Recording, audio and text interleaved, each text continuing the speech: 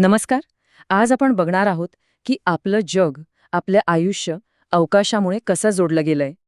कधी विचार केलाय का की आपण वापरत असलेल्या फोनमध्ये सिग्नल नेमका येतो कुठून, किंवा टीव्हीवरचे कार्यक्रम थेट आपल्यापर्यंत कसे पोचतात? आणि हो, हवामानाचा इतका अचूक अंदाज आपल्याला मिळतो तरी कसा? या सगळ्या प्रश्नांचं उत्तर लपलेलं आहे पृथ्वीच्या वर, आकाशात फिरणाऱ्या एका अदृश्य जाळ्यात. हे तंत्रज्ञानाचं जाळं आपल्याला दिसत नाहीये, पण आपलं रोजचं आयुष्य त्यावरच चालतं. चला तर मग आपल्या फोनच्या या गुपित कनेक्शनबद्दल अधिक जाणून घेऊया.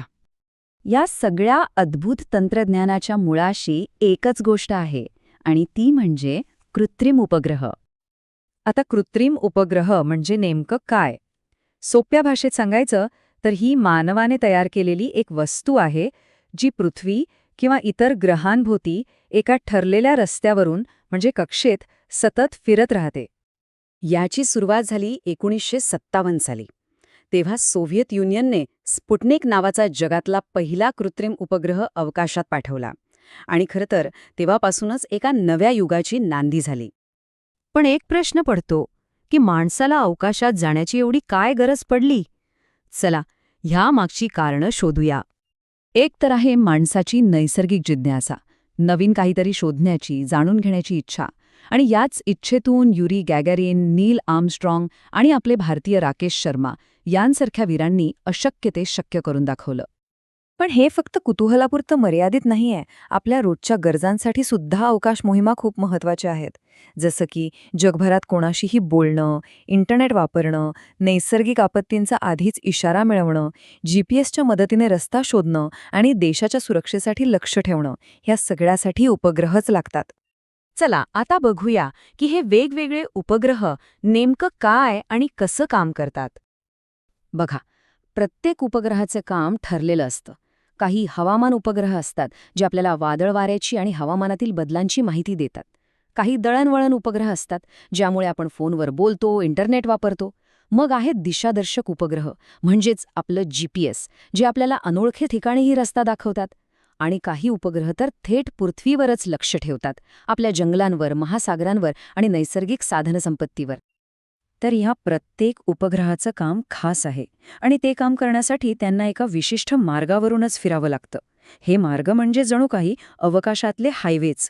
यांनाच कक्षा किंवा ऑर्बिट म्हणतात. चला, या स्पेस हायवेंबद्दल जरा जाणून घेऊया. जसं आपल्याकडे शहरांना जोडणारे वेगवेगळे हायवे असतात ना, अगदी तसंच अवकाशात उपग्रहांसाठी वेगवेगळ्या उंचीवर हे ऑर्बिट्स असतात. काही पृथ्वीच्या खूप जवळ तर काही खूपच दूर.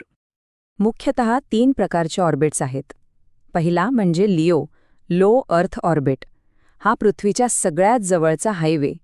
इथे इंटरनॅशनल स्पेस स्टेशनसारख्या गोष्टी फिरतात. त्याच्यावर येतो MEO, मीडियम अर्थ ऑर्बिट, जिथे आपले GPS सॅटेलाइट्स असतात. आणि सगळ्यात उंच आहे HEO, हाय अर्थ ऑर्बिट. यातून हवामानावर आणि टीव्ही प्रसारणावर लक्ष ठेवणं सोपं जातं. इथे एक इंटरेस्टिंग गोष्ट आहे. उपग्रह जितका उंच जातो तितका त्याचा वेग कमी असतो, पण तो पृथ्वीचा जास्त मोठा भाग एकाच वेळी बघू शकतो. आणि ह्या उलट जो उपग्रह जवळ असतो तो खूप वेगाने फिरतो, पण त्याला पृथ्वीचा छोटासाच भाग दिसतो. बरं, पण ह्या उपग्रहांना त्यांच्या ऑर्बिटपर्यंत पोहोचवतात कसं? त्यासाठी वापर होतो रॉकेट्सचा, म्हणजेच उपग्रह प्रक्षेपकांचा. हे रॉकेट्स न्यूटनच्या 3ऱ्या नियमावर काम करतात. रॉकेटचे टप्पे एक एक करून जळतात, वेगळे होतात आणि शेवटी उपग्रहाला त्याच्या ठरलेल्या कक्षेत नेऊन सोडतात. आणि हे बघा, हे आहे आपल्या भारताच्या PSLV रॉकेटचं चित्र. इस्रो याच तंत्रज्ञानाचा वापर करून आपले उपग्रह अभिमानाने अवकाशात पाठवतं. ठीक आहे, आपण पृथ्वीभोवतीच्या ऑर्बिट्सबद्दल तर बोललो, पण आता माणूस याच्याही पुढे गेलाय. चंद्र आणि मंगळापर्यंत पोचलाय. आणि तिथे आव्हानं अजून वेगळी, अजून मोठी आहेत. पृथ्वीचं गुरुत्वाकर्षण इतकं जबरदस्त आहे की त्यातून बाहेर पडायला प्रचंड वेग लागतो. किती? तर सेकंदाला तब्बल 11.2 किलोमीटर. यालाच एस्केप व्हेलॉसिटी म्हणतात. इतका वेग मिळवल्याशिवाय कोणतीही वस्तू पृथ्वीच्या कक्षेबाहेर जाऊच शकत नाही. आणि या बाबतीत भारताची कामगिरी तर जबरदस्त आहे. आपल्या चांद्रयान 1नेच पहिल्यांदा चंद्रावर पाणी असल्याचा शोध लावला. आणि मंगळयान अरे वा, पहिल्याच प्रयत्नात अत्यंत कमी खर्चात मंगळाच्या कक्षेत पोहोचून इतिहास रचला. गंमत म्हणजे एका हॉलिवूड सिनेमाच्या बजेटपेक्षाही कमी खर्चात आपण हे करून दाखवलं होतं. पण या सगळ्या प्रगतीसोबत एक मोठी समस्याही उभी राहिली आहे. 2016च्या एका अंदाजानुसार पृथ्वीभोवती जवळपास 2 कोटी निरुपयोगी तुकडे फिरत आहेत. याला म्हणतात स्पेस जंक किंवा अवकाशातला कचरा. यात काय असतं तर निकामी झालेले सॅटेलाइट्स, रॉकेटचे जुने भाग आणि हा कचरा सध्या काम करणाऱ्या उपग्रहांसाठी आणि भविष्यातल्या मोहिमांसाठी खूप मोठा धोका बनला आहे.